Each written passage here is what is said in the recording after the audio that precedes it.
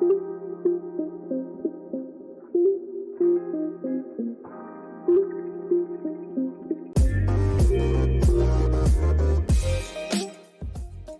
to all the Rugby League diehards and welcome to another episode of 6 to Go. My name is Tom Canfell and it's great to have you company. As we head into today's episode, you know how it works. We'll cover 6 topics related to the game or even their own career. My guest this week is Andy Raymond. Andy, in my opinion, is one of the best play-by-play commentators in Australia and also the host of the Andy Raymond Unfiltered podcast.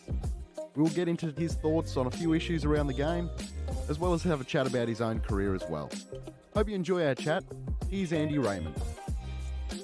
I'm joined by Andy Raymond as the next guest of the 6 to Go podcast. Hey Andy, how are you, mate? How are you, legend? Are you well? I'm very good, thanks. Really happy to have you on, mate. I've got 6 topics to cover with you today, and I'll kick things off with the game you called over the weekend. Manly Dogs. Manly get a tough victory. They weren't at their best, but it's a win that they needed. Yeah, I think you've summed it up perfectly, mate. I really do. Winning ugly is better than losing pretty, and I think all of them will take that theory with them after that victory over the Dogs. I mean, let's be honest, there was nothing pretty about it. If we're going to be legit, there was nothing pretty about it. And I reckon if you put Daly Cherry Evans in blue and white, the score's exactly reversed. It was his bit of direction, his bit of composure, his leadership, his experience, his maturity, however you want to term it. He was probably the difference.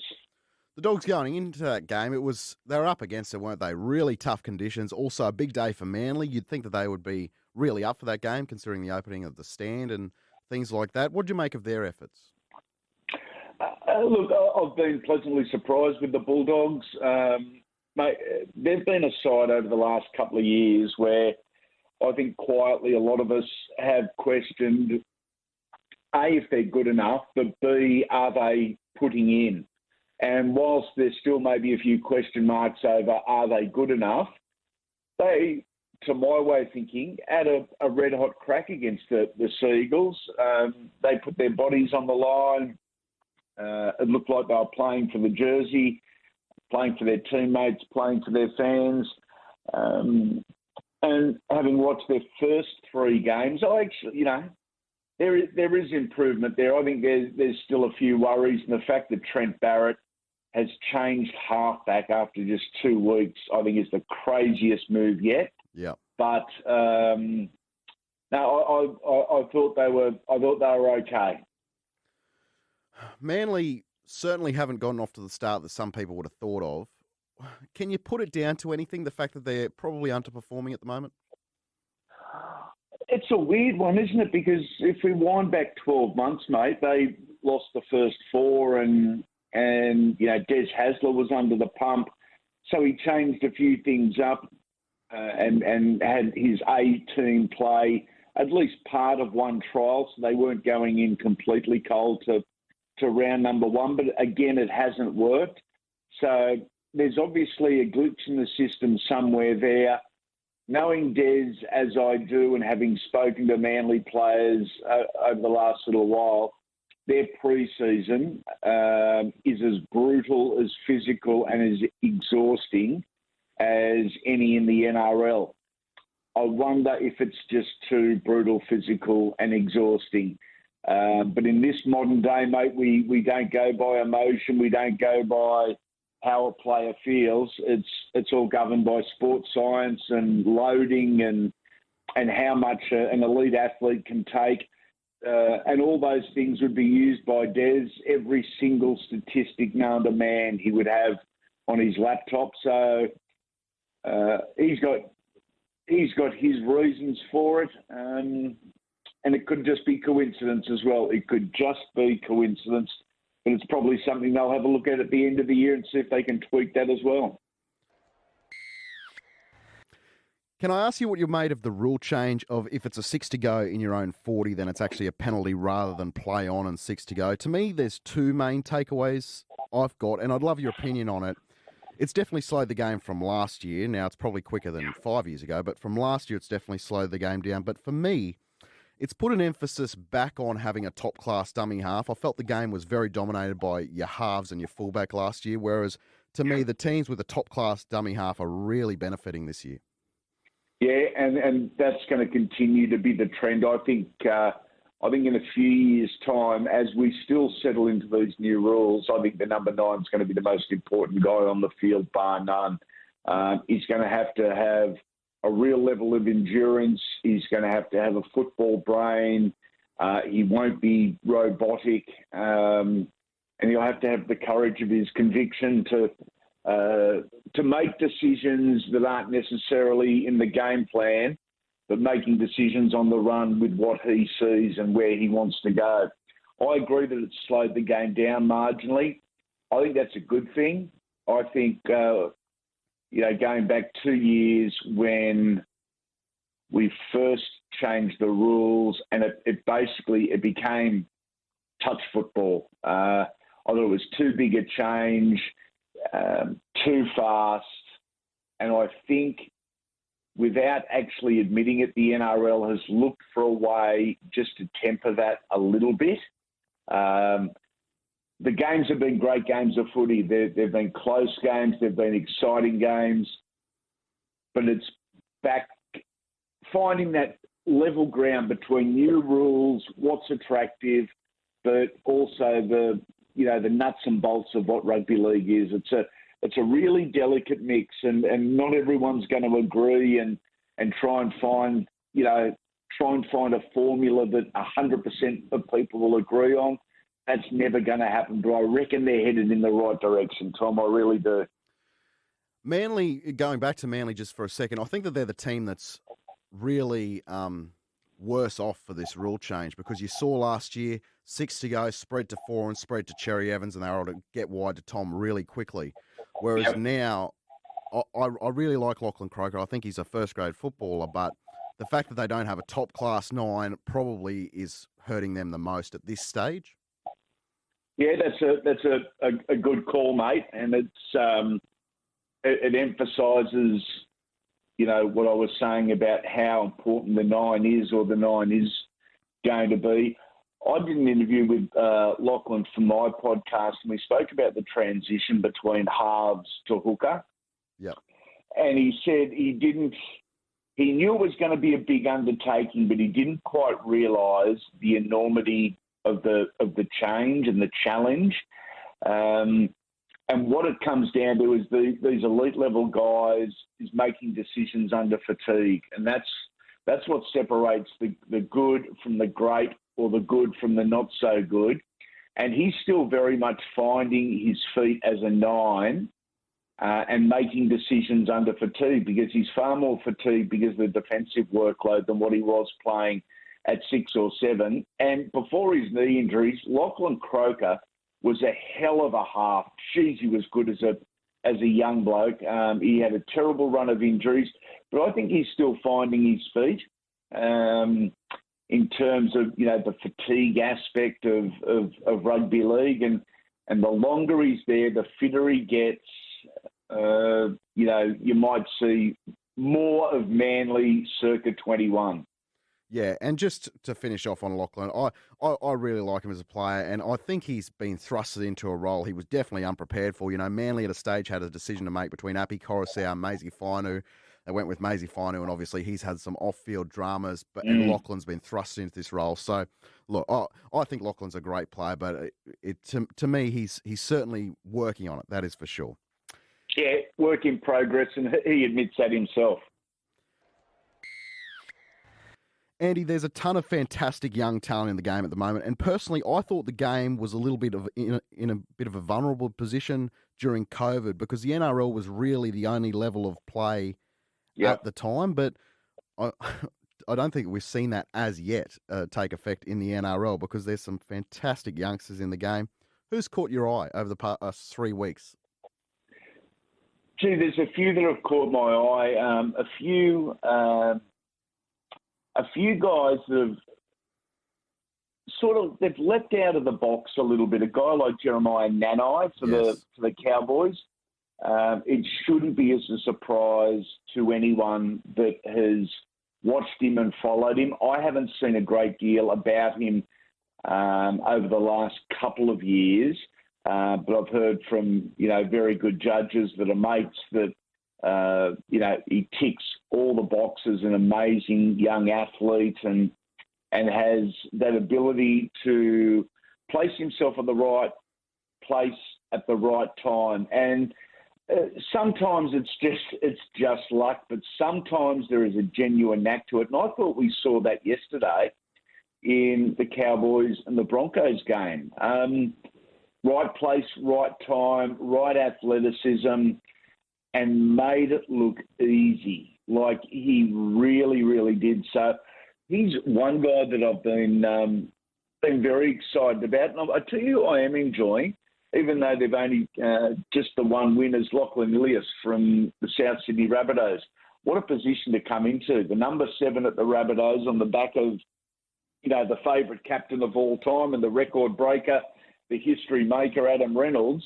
And young Lachlan isn't trying to be Adam Reynolds, isn't trying to play Adam Reynolds' game.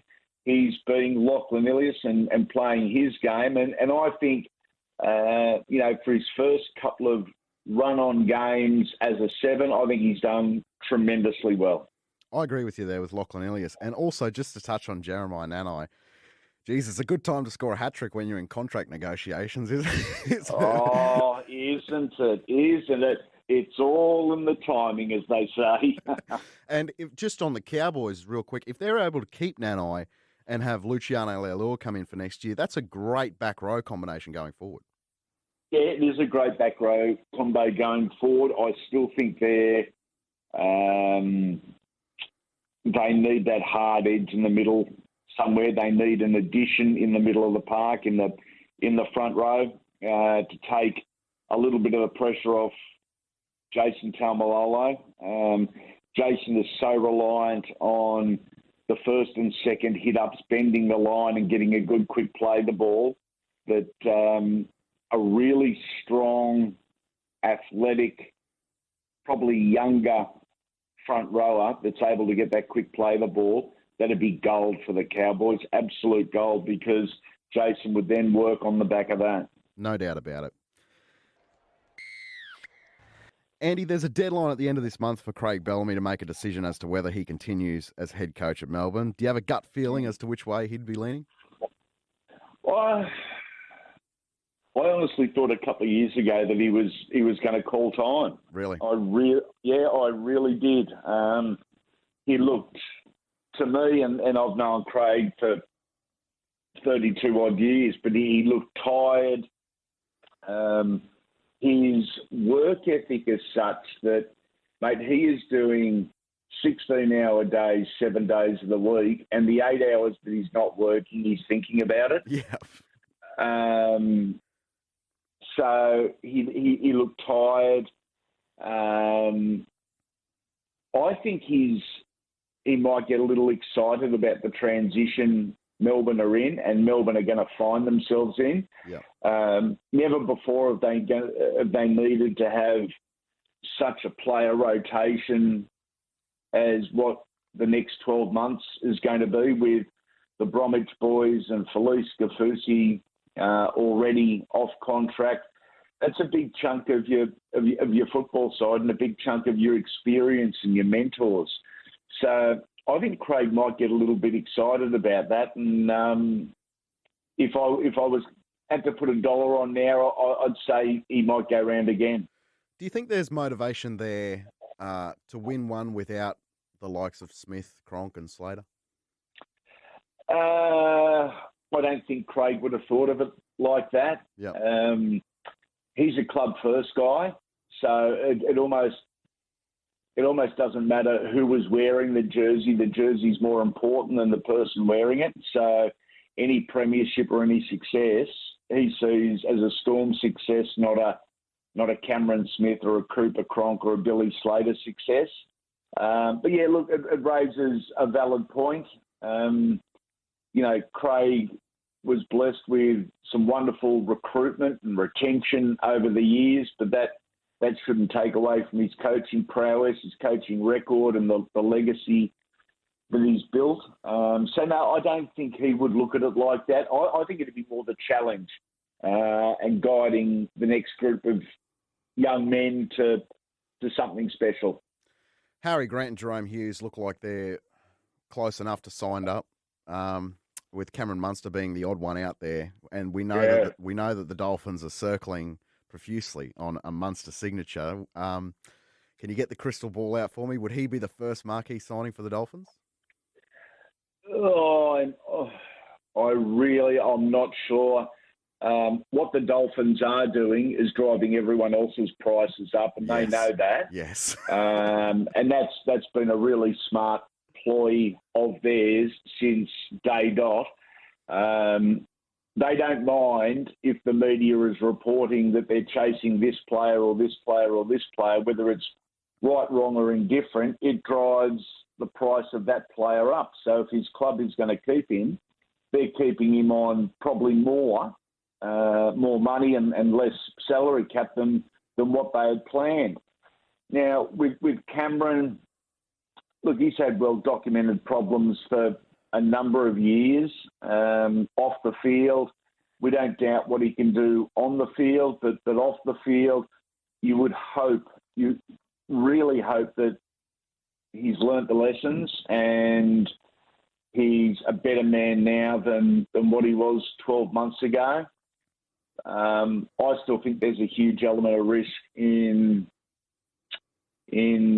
perhaps signing Cameron as your marquee guy. Your marquee guys, your sponsorship, your advertising, your membership. It's far more than just being a footballer. There's a lot of responsibility that comes with it.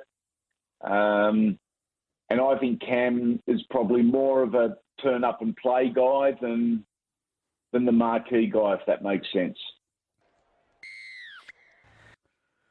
My last couple of questions, Andy, about you and your own career. In my opinion, you're one of the best play-by-play commentators in all of sport, whether it be boxing or footy. And some of the fights you've called have been iconic, and to me, you're a big component for that. From your perspective, what makes a good caller or commentator? Allowing the stars of the show, which is the boxers or the footballers or the race car drivers, to be the stars of the broadcast. We did Barry Hall and Sonny Bill Williams last week for Stan Event, the very first one. And I had Anthony Mundine, Danny Green and George Cambosis in commentary with me. And we went through a few rules beforehand. As a play-by-play guy, it's my job to tell the viewers what's happening. And as fighters or ex-fighters, you tell them why it's happening. But I said there is no need to talk over the top of everything. Dead air is okay. And I'll give you an example. When you've got the camera in the corner and the two boxers make their way over into the corner and they're throwing punches, and you can hear the body shots and you can hear them, talking or grunting or groaning and throwing punches. There is nothing I can say as a commentator that's going to enhance that visual or that experience. So I'll always shut up. I do the same in a scrum in rugby league, or when the referee's talking to a player in rugby league. I can't add anything to that, so why try? And it infuriates me to hear commentators, or colour commentators more so, during a rugby league game. The ref calls out the naughty kid and is going to send him to the sin bin. And you've got the colour commentator saying, oh, here he goes. He's going to give him a warning here. He'll probably go to the sin bin. And this is for a high shot.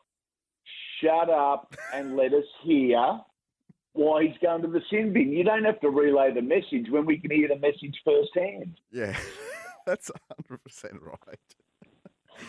Do you ever You'll notice that now. You'll notice that now. 100%. That's all I'll be listening to over the weekend. Do you ever go back and listen to something for the purposes of listening to your own call and listening how you went personally?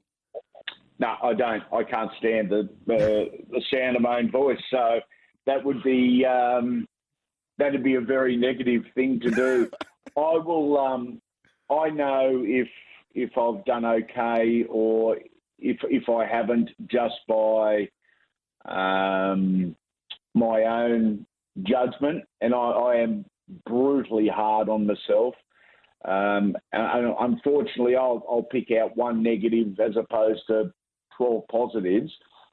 But I don't sit down and listen to myself back.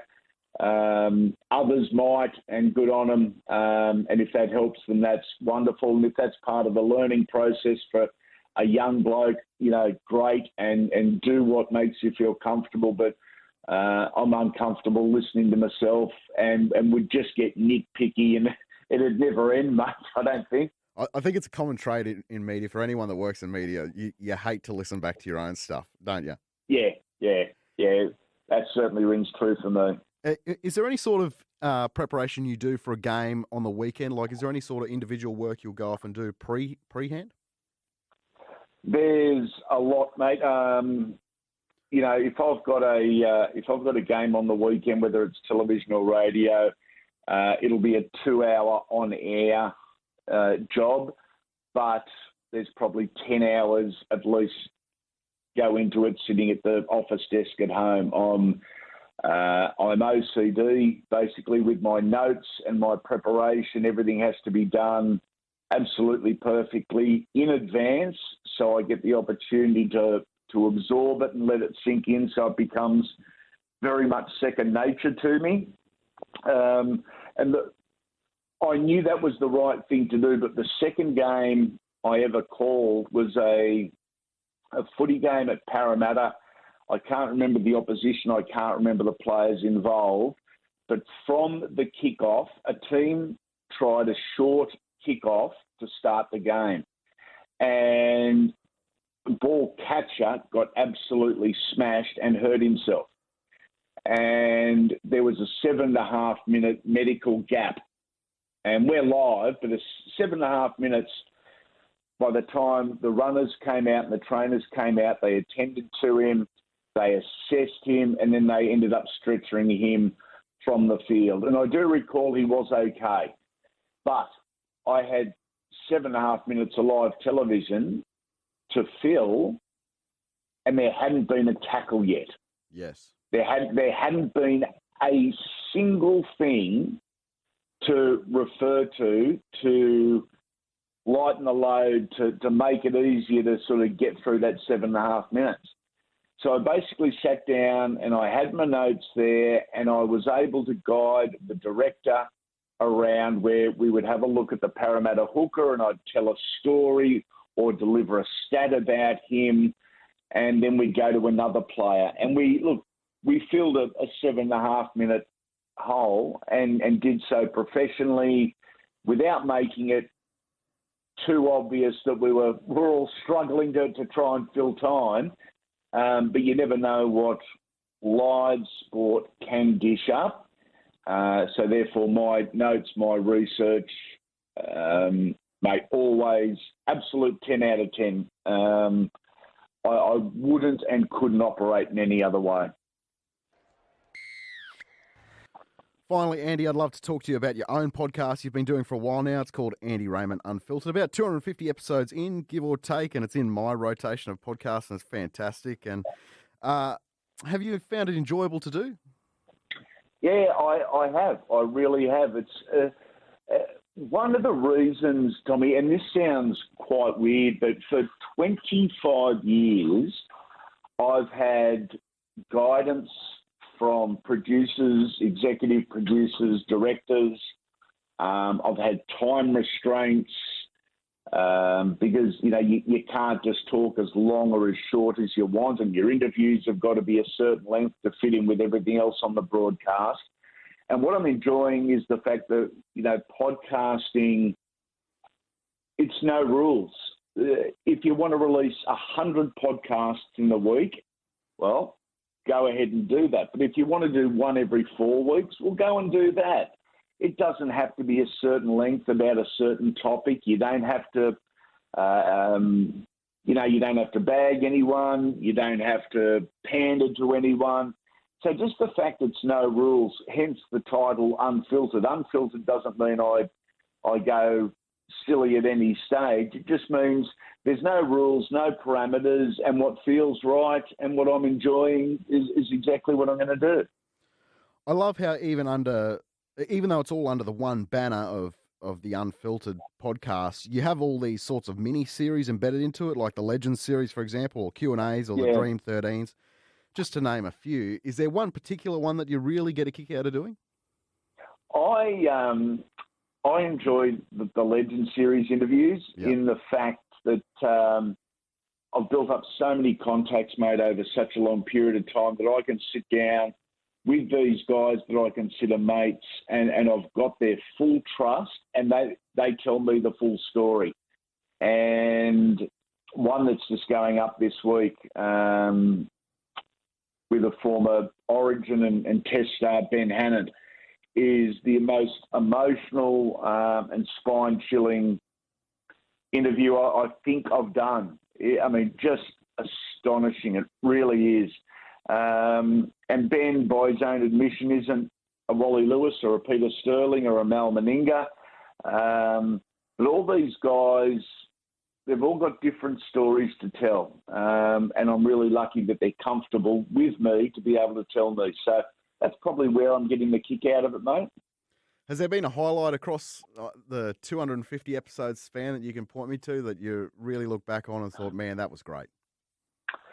The one I will mention, I interviewed South Sydney icon Bob Mccarthy, who dates back to the early 60s. And throughout the interview, he was telling first-hand stories of being coached by the little master Clive Churchill.